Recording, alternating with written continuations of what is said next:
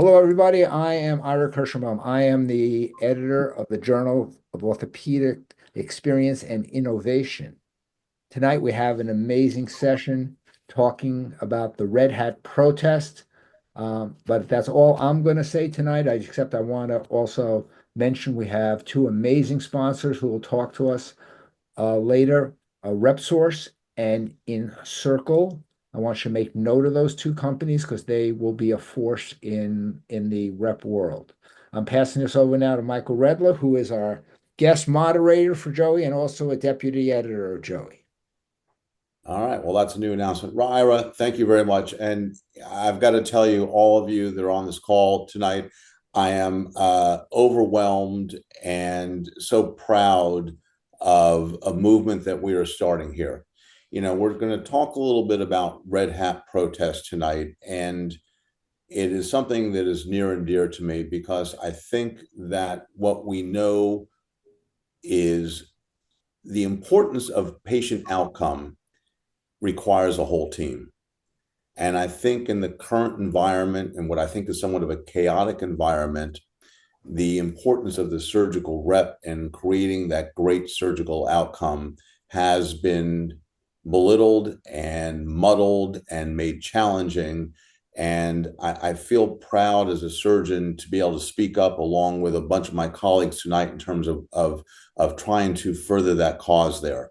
I've got a couple of slides there, and you know, Scott Sigmund would say we're not going to do death by PowerPoint, but I do want to see if I can show a few slides here in terms of just, you know, how we got to where we are right now. Yeah, we got that. All right, so it all started with a 30-second video. I had two wonderful surgical reps in our OR who told me how fantastic it was that they got to wear regular cotton scrubs, the same as everyone else. They were wearing the red hats. You know, that's where the red hat protest concept came from. It identifies everybody's role, but they were so pleased that we did a 30-second video that got about 120,000 views. And, you know, as a surgeon, I get something goes viral. I'm pretty happy with that. Here's the pyramid that I think is so important in terms of what we're talking about tonight. It's the pyramid of what's most important for any type of surgery you're doing. Obviously, for the center, for the surgeons, for the anesthesiologists, for all involved, there's financial involvement, there's innovation, there's quality. What has to be at the very top of every single pyramid is the patient. And if we remember that, and if that's our ultimate goal, then we're gonna come out successful. So look, I am dismayed at what I see around the country. I'm dismayed at what I see on LinkedIn and all the different stories about how surgical reps get treated as second-class citizens, have to jump through multiple hoops. And the ultimate loser, frankly, is the patient. And we know that the team is so important. As a sports medicine doc, it's all about the team. And surgical reps are an important part of the team. Look, there's the slide there. A couple key concepts. You know, ChatGPT made it look pretty, but that's we know what surgical reps do here as well. How did we get to where we are right now? Well, Rhett Scher, who's not on tonight, talked about the American National Standard for Supplier Credentialing in Healthcare. It's a joint commission standard of environment of care. The problem is it's so enigmatic. It is so nonspecific. It has allowed multiple different companies that we'll talk a little bit about tonight to take advantage and create a situation whereby you can be in different hospitals in the same city, in the same town, and need multiple credentialing agencies, jumping through multiple hoops, getting multiple bills of what you have to do, wearing, and they talk about paper scrubs. It's even worse. They're actually plastic scrubs. They're long sleeve. They're hot as hell, and they rarely fit. And we can see the picture there, and we can talk a little bit about that. So the problem is there's such complexity and variation requirements that it would take a rocket science to fulfill all criteria. What happens when that doesn't work? Rep can come in for a case. Oh, I'm sorry. It says that you're not credentialed for today. And they're scurrying. You're going to have a surgeon that's going to be mad. You're going to have central supply that's going to be bad. But you know what? Again, the top of the pyramid, the patient is the most affected. So the credentialing process outline is complex.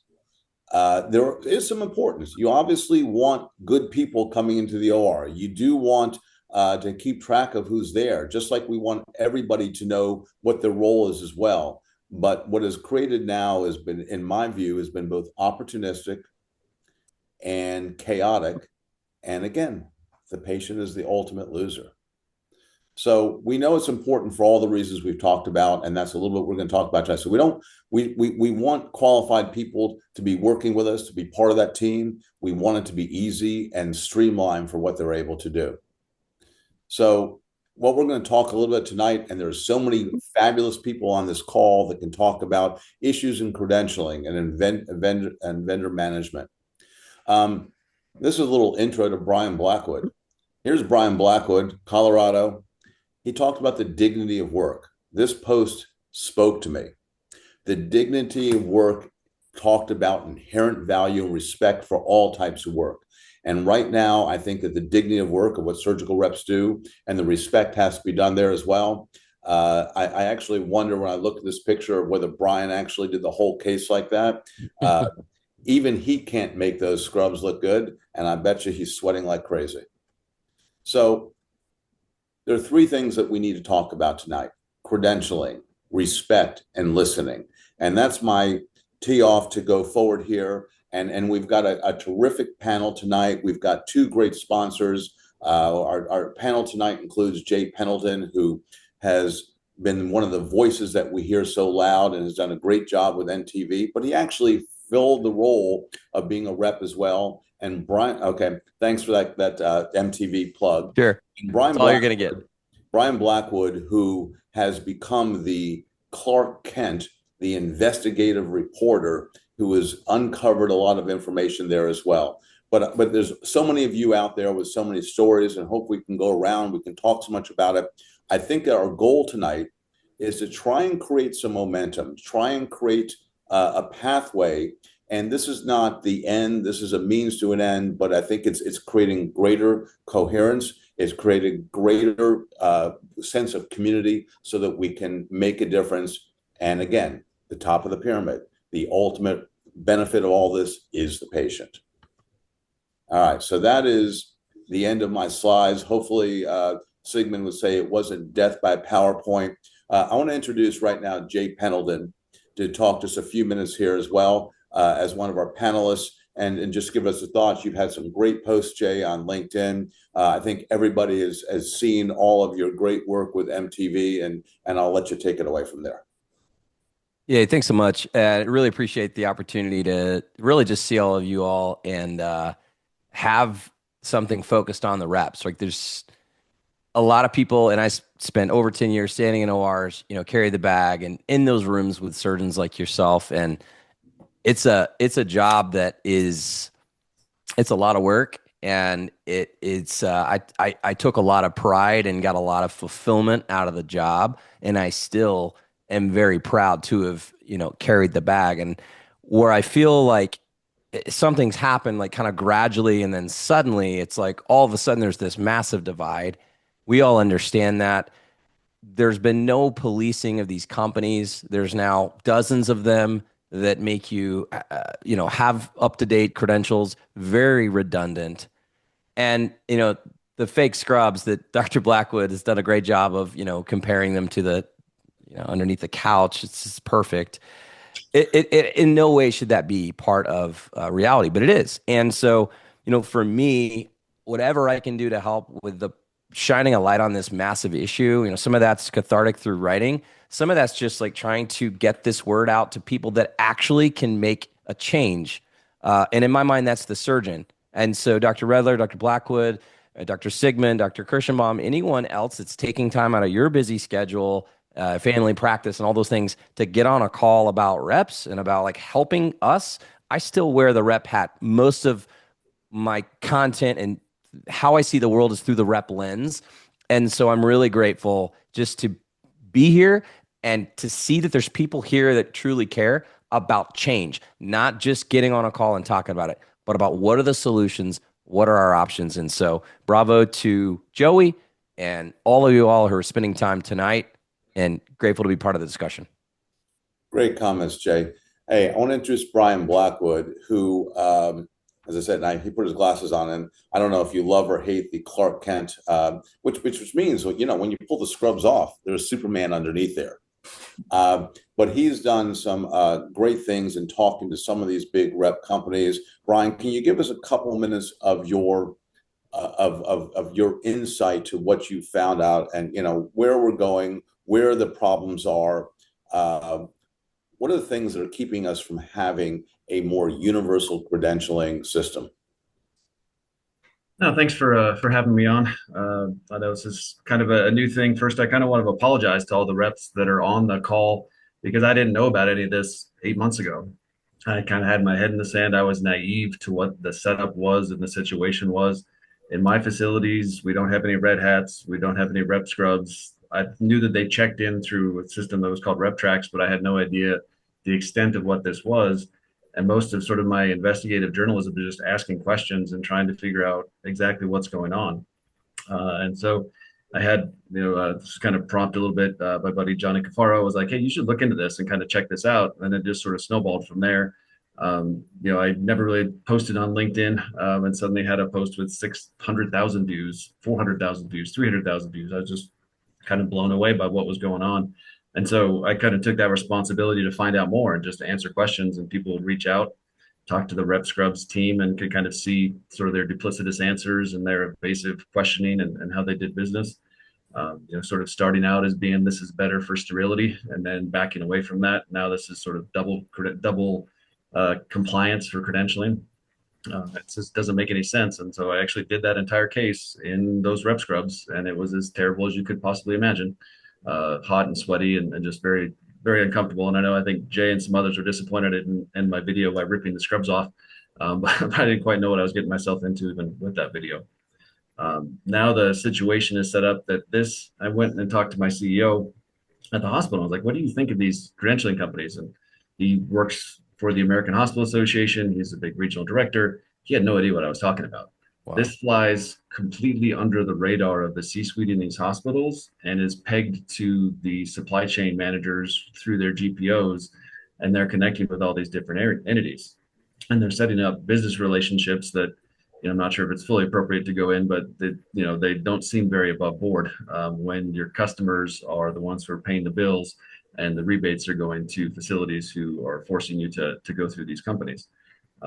I looked into it. A background check is $50. Drug test is $50. So there's your $100 of fees. And so it doesn't make any sense that you have someone who's required to be in the OR that's paying $600 a pop for all of these different credentialing companies.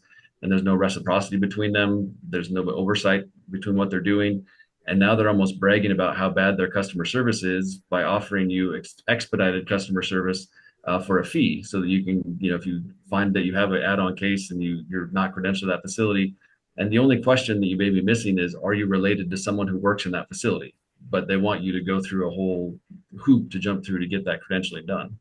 So I think there's so much that can be done to just make this a more streamlined process. I mean, Chris Jones had a great post today where he compared it to insurance, to car insurance. It's good all across the country. Your driver's license is good across the country, and will even get you on a plane.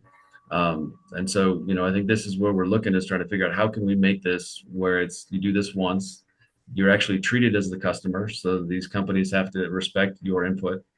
And, the facilities need to realize that they're requiring you to be at a case, creating all these obstacles and hoops to jump through is not creating a good partnership. This is not how you build partnerships. And it's going to cost you more money in the long run.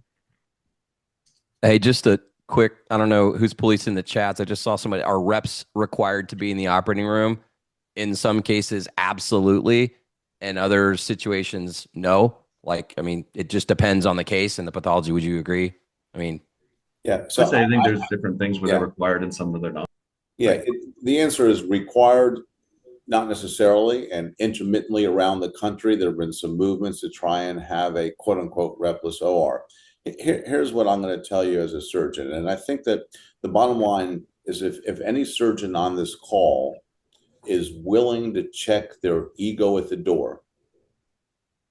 With the intricacies of some of the different systems we use, and we do an awful lot of different type of cases, the expertise of a rep who knows that equipment in and out, the expertise of that rep who is an extra set of eyes, either looking on the arthroscopy screen or looking on the back table with a scrub rep tech, is going to create great result.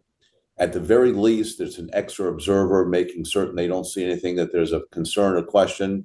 I always jokingly talk to the reps. I say, reps have great ways of giving suggestions. You do it in the form of a question. Hey, do you think that may get a little bit tangled there? So the bottom line is the required, not necessarily for patient outcome, in my mind, absolutely. Mike, I just want to say something. It occurs to my mind.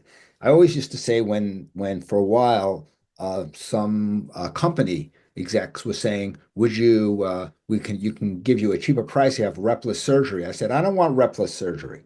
I want jetless surgery. I want your company to have no jets and more reps. So I want jetless surgery, not repless surgery." So that went pretty well for you, Ira? Brilliant. I don't have any consulting contracts with any device company. I love it. It's great. Well, look, I think two things here, Ira. One of the things that we talked about was credentialing and respect. And I think as we tee it off to get comments from so many of the fabulous people that are with us tonight, I know you have a little video that you want to show. Sure. And I think that it's very appropriate. And we'll do a little quiz and see who recognizes the reference. So I am going to tee it up. Yeah, I thought of this today about what we need to do as a group in medicine in many areas, whether it's insurance companies or elsewhere. And this is my, you can see my screen, right? Yep. All right. This is Peter Finch in the movie Network. Sorry. I won't say anything. Just leave us alone. Well, I'm not going to leave you alone. I want you to get mad. I don't want you to protest. I don't want you to riot. I don't want you to write to your congressman because I wouldn't know what to tell you to write. I don't know what to do about the depression and the inflation and the Russians and the crime in the street. All I know is that first, you've got to get mad. You've got to say, I'm a human being. God damn it. My life has value. So, I want you to get up now. I want all of you to get up out of your chairs. I want you to get up right now and go to the window, open it, and stick your head out and yell, I'm as mad as hell, and I'm not going to take this anymore. So that being my introduction to the respect part, Michael. Well, I mean, it's a great, the Peter Finch Network. I'm mad as hell. I'm not going to take it anymore. I think that in the current climate, our surgical reps have taken it for too long. They do so much work behind the scenes. As a surgeon, we're kind of like in this la-la land. We see the reps come in, the case comes in, we have what we need. But what happens in central supply, making certain you have all the equipment, making certain the case is going on time, we as surgeons don't know. We're in la-la land, and that's why I think it's yet another reason that we need to make certain that we appreciate the rep and make it streamlined so it's not so difficult there as well. So two things I think we want to do here. One, we have so many fabulous people on the call, and I want to talk about some different experiences and some different suggestions in terms of how we go forward. But I do want to introduce, and we're a couple minutes early, but I'm going to do it now, Ira, our two sponsors. First of all, I'd like to introduce Cheryll Halbert with RepSource. Cheryll, give us a couple minutes, just a minute or two in terms of your company, what you're hoping to achieve with universal health credentialing. Sure. Thanks for having me. So I'm Cheryll Halbert. I'm the founder and president of RepSource and the One Rep ID, and we are a supplier managed credentialing platform that gives med device companies and employers control over their rep credentials and data.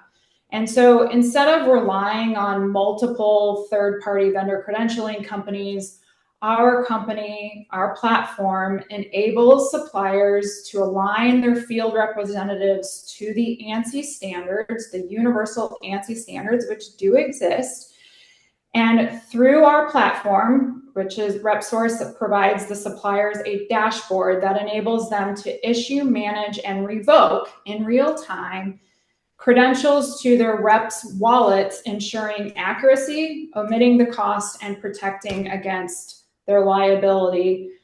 We all know on this call that former reps are still able to sign in all the time under their previous employer's logo. It's not bad on the rep, it's bad on the system. And the reality is, we all know, every rep on this call knows all of the security gaps that exist within the current system. And if we're really here, like you said, Dr. Redler, for the patient, then there has to be a better way forward. And so we've built it. Okay, so universal health credentialing, kind of like the clear for surgical reps. Exactly. Gosh, wouldn't that be wonderful and easy? Yeah, universal passport, a Right. digital wallet, something they can trust. I would also like to introduce Steve Flutie Davis with InCircle. And Steve, can you tell us a little bit about your company and what you do, and especially to help and those individual companies and small companies that are looking for reps? Yeah, thank you, Dr. Redler. So everyone, I'm Stephen Flutie. I've spent well over a decade as a medical device rep, both W-2 distributor and then also marketer for Stryker and Smith & Nephew. So I've really seen firsthand how broken the hiring and distribution processes really are. And that's why we started a platform called InCircle to fix a problem that not only have I lived, but many of us on this. And the problem is multifaceted. Like I said, medical device hiring and distribution are really broken. For companies that are hiring full-time, recruiters are just expensive, job boards are noisy, and referrals they've proven to be the best source of talent, but it's been nearly impossible to scale. For reps, their networks are really some of the biggest assets they have, but there's no way to monetize them. And we're already making these introductions all the time, but we're just not really getting paid by them because the internal referral programs are typically a mess and not the easiest thing to use. But for companies that are looking to go that 1099 route, it's really difficult and time consuming to try to find and reach these distributors out there. There's really no central place for them to connect. So most of these companies just rely on personal networks. And for the distributors who always get overlooked, who I think bring so much value to the operating room, being a one-stop shop for you surgeons, this is a platform where they can find that next great product in their bag, something that's going to open the door and something that's really going to solve sales, to bring more sales. So we built, like I said, InCircle. It's a simple and scalable platform that connects all the sides of this equation. For reps, it's the best side hustle that you can ask for. They can monetize their networks via referrals. So they refer a rep, that rep gets hired, and they can earn money. It's so easy. It can be done between cases or at home. For companies looking to hire full-time reps, it externalizes that referral process. So instead of being limited to the employee referral program, we've now built a scalable network for reps that know each other, which means faster hiring and more quality candidates.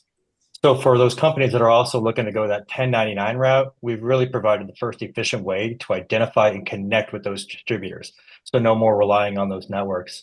And for distributors, it becomes really their deal flow engine. They can log in and see new startups and new innovation all in the same spot and connect with them immediately. And so why referrals? We know referrals are 9 to 10 times more likely to get hired. And on average, they generate more than 25% revenue and they stay longer. So the problem really hasn't been, do referrals work? It's, do they scale? And that's what InCircle's doing. We're trying to scale that for all companies out there. So we're launching in October and we're just in a hyper growth mode right now, trying to bring all parties to the table. That's what we're building here. Steve, really appreciate it. That's awesome. So I think we have so many wonderful people on this call. Right now, we're within 19 of hitting the record. So call your friends, tell them to get on, and we need to break the record here. I'm a little concerned with the numbers. Erica DeLeon is on this call. Erica, I'm going to ask you to just take some notes here, because one of the things that Ira did as a charge, we decided to call it the Red Hat Imperatives, because I think what we've done, we've talked about how we got here. We've talked about what the problem is. we've talked about universal credentialing a bit in terms of potential solutions, but we've got so many great minds out here in terms of the imperatives. What are the next steps so we have finite, concrete steps to start off with? I saw Marty Nichols had a comment that he said if he's busy, wanted to. So I'm going to call on Marty first, but then I want to free for all. You got a comment, raise your hand, put it in the chat, and let's get a bunch of comments and thought patterns of where we go from here with such an outstanding group of people tonight. I mean, look, the reality of all this is this is truly about patients over profits. And part of what we got to get across to the hospitals and everybody else to truly understand and realize the relationship between patients and their reps is because those two are the only two that are aligned around the patient care. And the reason that a rep is one of the reasons that a rep is so valuable in hospitals today is so many of the hospital staff walk in, they look at the surgery board, they think, okay, I've got 4 cases today. If I can add 10 minutes onto this room and then 10 minutes on that, the 3:30 shift will take over or I'll be at lunch. But when a rep walks into a hospital, their goal is to ensure that the physician has the best day and the patient has the best outcome that they can possibly have. And why anybody would not want that alignment and not want them in there. And in the hospital's case, they're getting this work for free. This is just insanity. Yeah. Yeah, I think that idea of free, I think it is underestimated how much free work, organization, labor comes from the surgical rep. So we've got a bunch of great people out there. Chris Jones, you had a great comment today here. So I'm calling on you because you're standing right in the middle of my screen staring at me with all that great bookshelf in the back there. What I want to do is come out with red hat imperatives. And then ultimately we're going to have this like pathway forward, but it's got to be contributions of all of you.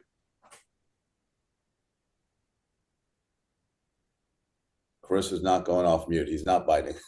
Oh, so I don't know what exactly the question is from that, but I think that everybody makes some really good points. I think we're needed. I think we're necessary. Somebody chimed in the chat about do reps have to be there? I commented that we had a dual vendor contract for a while where we provided knee and hip implants to network. And so in the contract, we were specifically stated that we had to maintain a representative at all the facilities and inside the OR. So everybody kind of knows where I stand on a lot of this. I've been bringing up that we need to talk to state representatives and legislatures about how to go about this. I really have started to pivot more, though, in that regard to talking to surgeons that I'm around. And also, like somebody mentioned, supply chain. Some of these people that are a little bit above supply chain or even in supply chain don't fully understand the monetary strain and hoop jumping that this is causing for a lot of 1099s and the smaller distributors that are having to absorb this cost. So that's kind of where I've been, is having these pretty frank conversations with people about scrub costs, plastic scrub costs, and then, adding more and more to the credentialing issue. There's one facility I work at not routinely, but about once a quarter, and they want me to sign up for another credentialing service. And I'm just like, I can't do that. This isn't monetarily, financially viable for me to jump in on that. So that's kind of what I've been doing locally as far as like talking to people and trying to educate what we're up against. Thanks, Chris. Hey, there's a couple of comments in there, and I'm going to go in sort of reverse order. Craig Ingram talks about some press releases gain awareness for the problem, the broken system. And I think that, the bottom line is I've been in the OR forever. And I don't think, given a couple of years ago, I was aware of all these. So I think that's a great suggestion. And perhaps there's some organization we can do with that. There is a organization called C4UHC that's been working on that as well. But I think that, we all have abilities to, if we can get some red hat imperatives in terms of what are the issues, what are the challenges, make the public aware. There's also another comment from Peter Clapperton suggesting meeting with Secretary Kennedy. Healthcare may be a huge issue for them. I applaud who's ever brave enough to do that, but whatever works. Jay, you look like you wanted to say something a minute ago. No, I think it's just like one more thing to like underscore, like this is not a level playing field. Like you have some reps that work for massive strategics. Like I worked for Medtronic, and you just submit an expense report, right? And then other times, and as mentioned, there's 1099s or distributor reps who, yeah, you can use that as, a write-off as a cost of doing business, but it's just like it's not the same. And so somebody like Chris has to make a business call on supporting this hospital that he goes to quarterly. And I feel like it would be great if we could just say, no, we're not going to continue to jump through these hoops as a uh, as a movement of all reps, like unified. But the challenge is like it doesn't hit as hard for people that it doesn't affect out of their pocket. And so Chris has to make a decision that a rep for a large company doesn't have to make. That's just one thing. Like because we will never be able to be unified because there's just going to be next man or woman up who's going to take that business. Like, yeah, I'll wear crappy, fake scrubs, or yeah, I'll use that as a way to get into the doctors and the hospitals. And so, like, I don't really know how you solve that. It's just a really big, challenging problem, like because you're unifying. If there were to be some sort of like strike, which there won't be, but something like that to get these hospitals to understand, to that network clip where we're not going to take it anymore. It's just there's always going to be somebody there that's willing to do things. And as like there's more and more clinical support reps, there's lesser barriers to entry to become a rep right now. And I don't know. It's just a big problem here. And I'm glad we're here. I feel like we need more surgeon advocacy and support to like put the sign on the rep scrubs machine that says we're no longer requiring you to come in here. Like you have blessing from the surgeons who want you here. Some sort of way to get past some of these hoops that reps have to jump through today because it's crazy. So that's a great comment. And I think one of the things is surgeon awareness. In the comments, Aaron Chester said he has something he wanted. Well, Aaron, it's convenient. Go for it. Thanks. Well, I agree with Jay. The same reason that surgeons have never went on strike is the same reason reps will never go on strike, is because you care about the patient and what's going on in the OR, and reps have taken a huge responsibility to make sure that there are great cases. And just like every profession, not everyone's excellent. There have been some that we wish we would have never brought into the industry. And one of the things I was going to say is the more networking across companies, because a lot of times what happens is you don't meet all of the reps in your city. And there's an organization that I have not really been a part of, but I'm starting a chapter in Oklahoma City. It's called the Lobby Network. Raise your hand if you've heard of it. A former rep started it, and just think of it as a chamber of commerce for medical device reps. And a lot of chapters do quarterly meetups, some do monthly meetups. Their first national meetup is in Dallas, and it's 2 weeks after AUKUS. So for those of you in the total joint space, you know what AUKUS is, but it's in Dallas. So I'll throw a link into the chat if you're interested. Kendi Elmore is the leader of that group, and it's a great way to meet people in your same market and other markets for that matter. So, and the last thing I'll say is I think that the big strategics in every company that's a part of AdvaMed has to get a handle on this, and that's where maybe some of the movement can happen. But I think having surgeons be advocates for us is great, but all of you have busy practices, and it's not your job to lobby for us. Our companies have to get behind us and make sure that they can stop some of the ridiculousness that is vendor credentialing. That's it. Thanks, Dr. Redler. Well, those are great comments, and and look, I think all those are great avenues. I think that so if we start talking about red hat imperatives, we've talked about Senator Kennedy, we've talked or Secretary Kennedy. It's hard for me to say that. And in terms of talking about that, because most of these are the companies are what they're doing right now because they're allowed to. And getting any kind of regulatory changes is going to be challenging, but the best way you start with regulatory changes is by education. And I would argue that Mike, there's also a comment by Travis Jenkins. You want to, Travis, are you around to kind of because it's speaking exactly to what you're talking to, I think. Great. Travis, are you Perfect. available to talk about your comment? Hi guys, I'm here. Yeah, you talked about the guild. Yeah, so I've been thinking about this stuff for a very long time, thinking about creating a company like RepSource for a very long time. The balance of power is really tough because we, like others have said, we're the first ones to get kicked out. You raise any ruffle, any feathers, you will get the boot. So my thought was, can we unionize? Can't do that because of 1099 law. But we can form guilds, and I've even gone so far as to start forming articles of incorporation for a nonprofit. Doesn't have to be me, but I have heard of some others that already exist on LinkedIn. I just am curious why they haven't like exploded in popularity, because every time I talk to a rep about this, they're like, "I'm down, let's join, let's go." And like I said, the purpose would be you have to create a strict code of ethics so that we can say like, hey, we do obey all these rules. We will not steal your scrubs. We will not bill for implants that are not being used, things like that. And everything is for the patient, number one.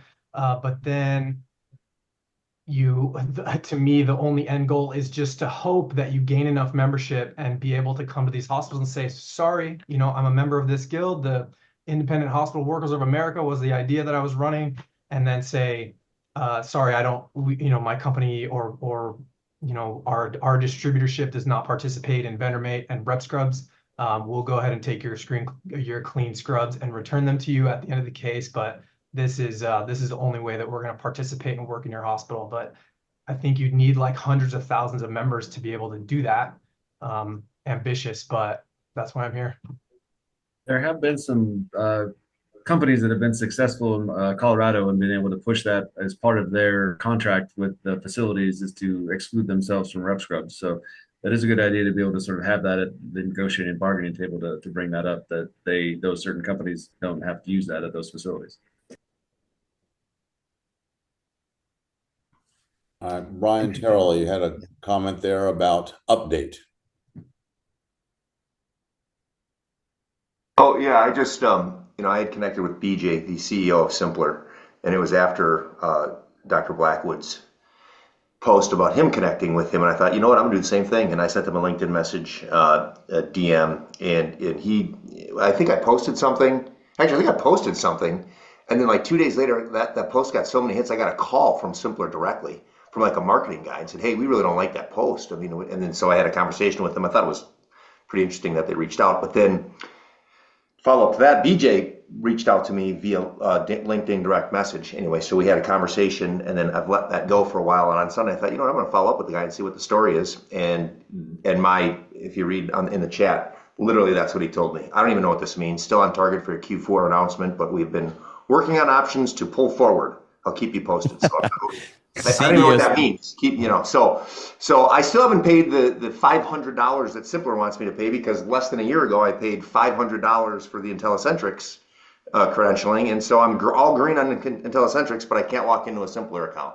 I refuse to do it. I've got a rep who is Simpler credentialed, and he can cover those cases until this is fixed. So that's where I'm at. Nikki Ellis, you're talking about in Miami-Dade, you have to pay to be a lobbyist in addition to paying the credentialing companies?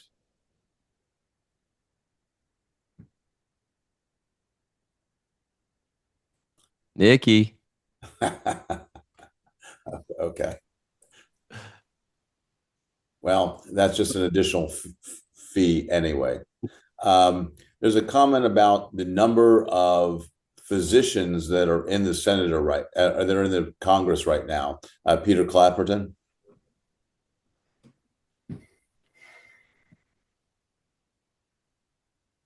Okay. I think we're scaring him away. No, I'm here. Sorry, I had to find my mute button. Okay. Yeah, it's always the mute. I think one of the things that perhaps would be helpful is getting RFK involved, because he seems to be very adamant about healthcare and where it's going. And this is obviously a huge issue, because it's not just about reps paying money or companies, it's about patient care ultimately.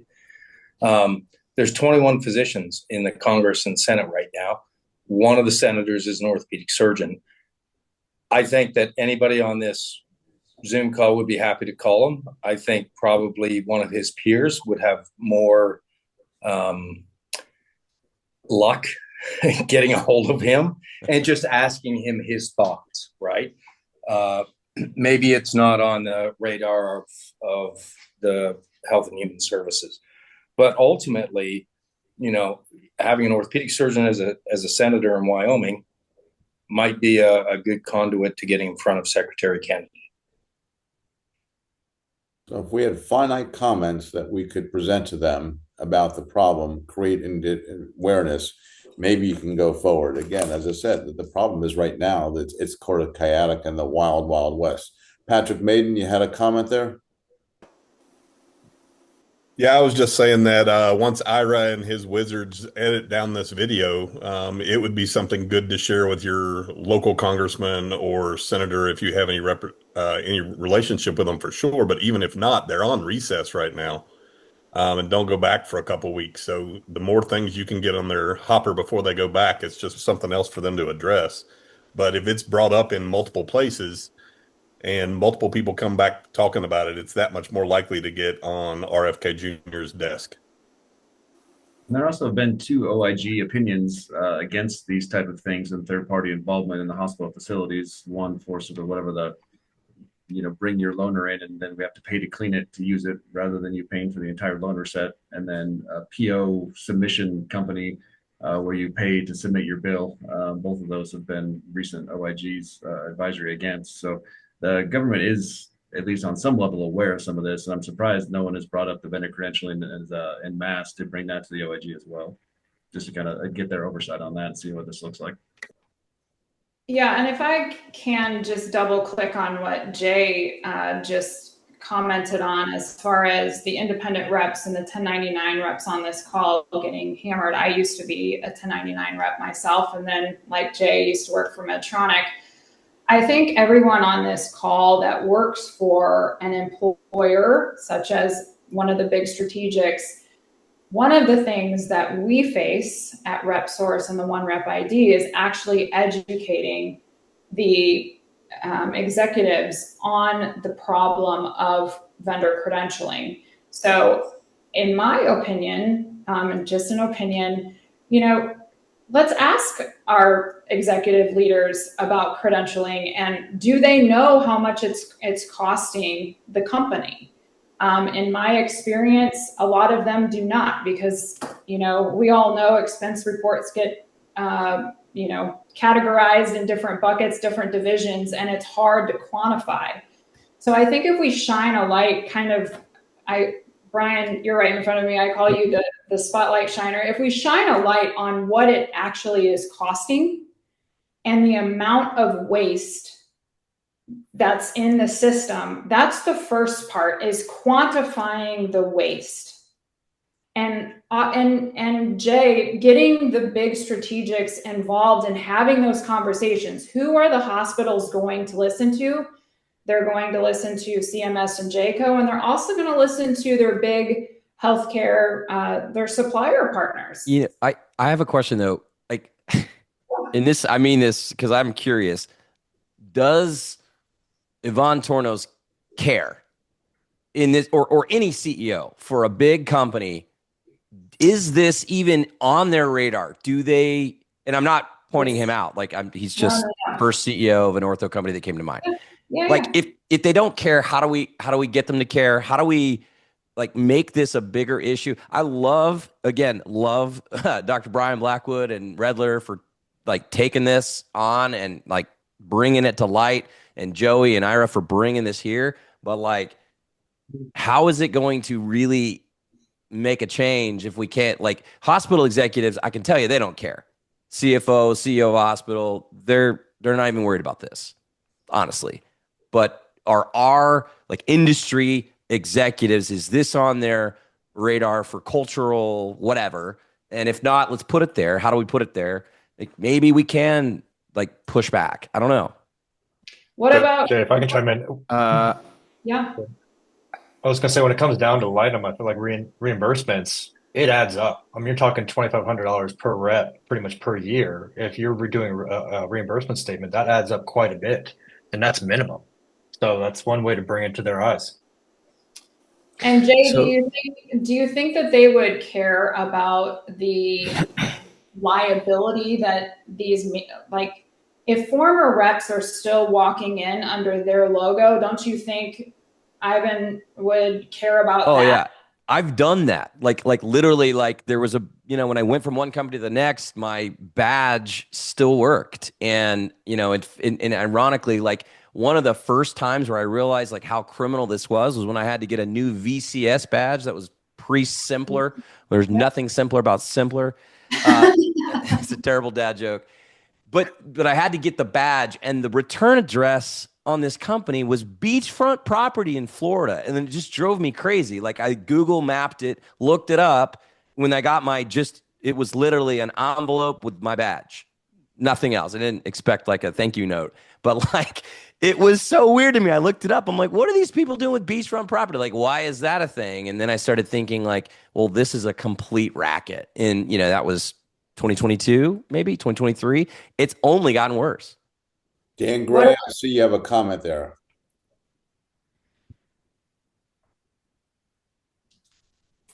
Who's that, Dan Gray?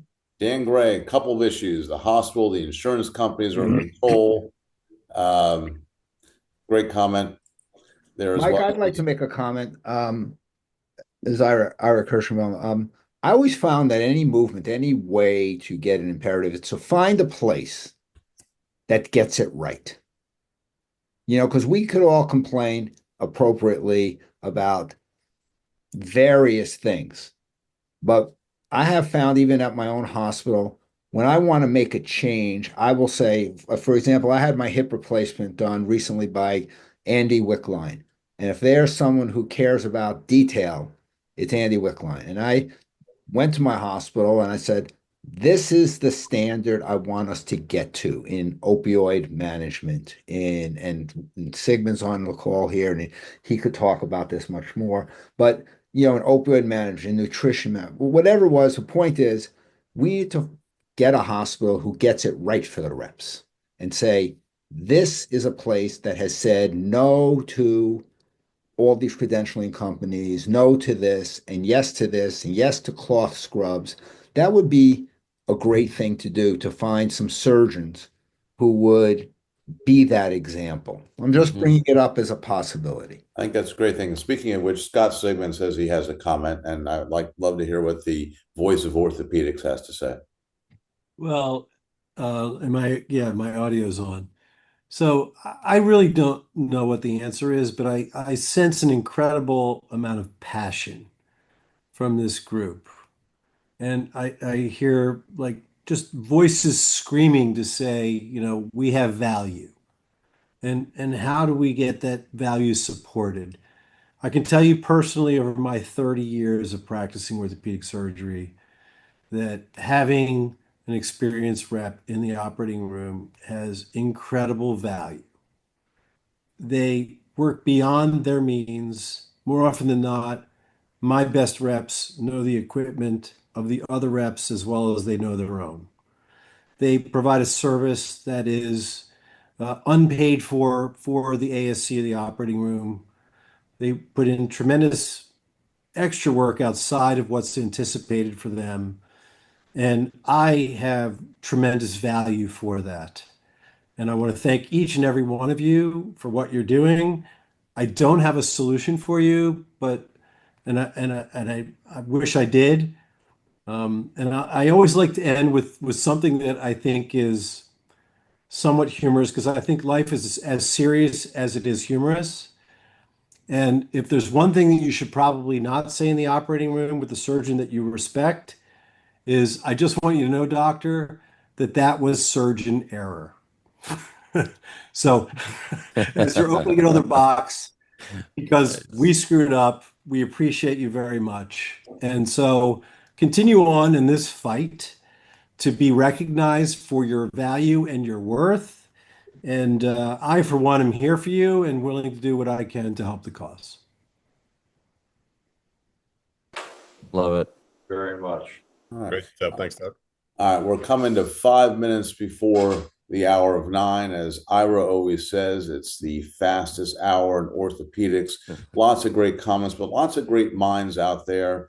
I think that this is a challenging problem. I think we ideally would like to have universal health credentialing. Cheryl certainly has one model with RepSource in terms of how to do that. The question is the next step. We've talked about Congressman, we've talked about alerting surgeons, we've questioned whether or not the large orthopedic companies actually care about this or not. But let's have some closing thoughts. Brian, do you have some closing thoughts right now? Yeah, no, I think this has been a great discussion that kind of laid out what has happened, where this came from, and how we got here, and come up with some ideas for how we can make this better. I think it's going to be a multi-pronged approach, like we described, with surgeons on the ground, sort of taking back their respect. I think as the respect for the surgeon has kind of eroded a little bit, there's been a trickle-down effect onto the people that they work with, including and down to the reps. And so since the hospitals can't kick the surgeon, they try to kick the rep as the dog, and try to take out any frustrations on them, which is very disappointing. I think you're bringing this up to the companies is great to realize how much they're losing and how much this is costing them. I think this is kind of the start, and now we want to move forward. I think we're shining a light on things, and now it's time to sort of move this into action and see if they can actually elicit some change. Okay. And Laura Wynn has said, don't bring problems, let's bring solutions. And I think that was sort of the ultimate goal. I don't know if we've achieved that completely, but I think that creating awareness for those who aren't aware of it, in terms of the surgeons, in terms of the hospitals, in terms of the public, is going to be really important. Jay, you got any closing comments there? No, I mean, I think let's keep this up. Thank you for the opportunity to, have this forum. Just like content, you can't just post once. You got to keep up, keep it going, keep the conversation fresh. Don't let the beach ball fall down, right? And I don't know how we do that. We can continue to write about it. We continue to, maybe have these discussions quarterly, maybe updates. I don't know. The guild is a great idea. Somebody mentioned the lobby. I think that there's clearly a movement here. But to Laura's point in the chat, we need those solutions. Hopefully that they're on the cusp, and we've kind of identified the cockroach with the flashlight, and they're gonna run away, and we can squash them. Hopefully that's where we are, and maybe there's one, maybe two vendor credentialing companies out there. I think Rep Scrubs needs to go away, and I think that maybe is the simplest way to do it. There are already scrubs in the facility. We just have to get surgeons to speak out and maybe create a petition that every rep can take to their surgeon. Hey, could you help me here so I don't have to pay $10 every time I walk into this facility? Maybe that's a quick solution. I would challenge all of you to publicize this beyond the platform that an awful lot of us are on, LinkedIn, because we're sort of a select group, but you need more publication, general thing, newspapers, news, local things there as well. Create awareness as well, so that you create some fervor amongst beyond this little group. Ira, you're the editor-in-chief of the Journal of Orthopedic Experience Innovation. Close it out for us. Well, thanks. First of all, I have been blessed with great reps in my life. I used one company for joint replacement, and I had two reps, one in my private practice for 17 years, and then when I went to become chairman, I had a second rep, a different rep for 17 years, and both were game changers in the operating room. So I am in awe of how much work all of you do. I think Scott Sigmund said it great, and I second that. Couple of things. This is going to be slightly edited, just the beginning and a little bit of the end, but it goes on pretty much raw on our YouTube channel, which gets a lot of views, as well as ViewMedi, which is where doctors are, but we get a lot of views on ViewMedi, so maybe doctors will take a look at this as well. I know that I'm going to go back to my hospital and make sure our materials manager is not considering things like Rep Scrubs, because I'm beginning to understand where these decisions are made. We don't have Rep Scrubs, but we do have paper, and I am thinking of even going back and giving ScrubX cards to the reps that are regular reps, and see if we can do that at our hospital. it helps when you're absolutely right. It helps when the surgeons get involved because we're really one team in that operating room. We're going to post this within a day on the YouTube channel, push it hard on LinkedIn and other channels. I am also going to copy the chat and put it on a PDF and post that on LinkedIn so people will click it and be able to see what's in the chat.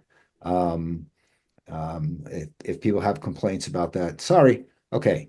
But in the meantime, I want to thank everybody for tonight. The journal is always there for the orthopedic community. And I would like to say thank you so much for showing up tonight. It means a lot to us and hopefully means a lot to all of you that we care what's going on.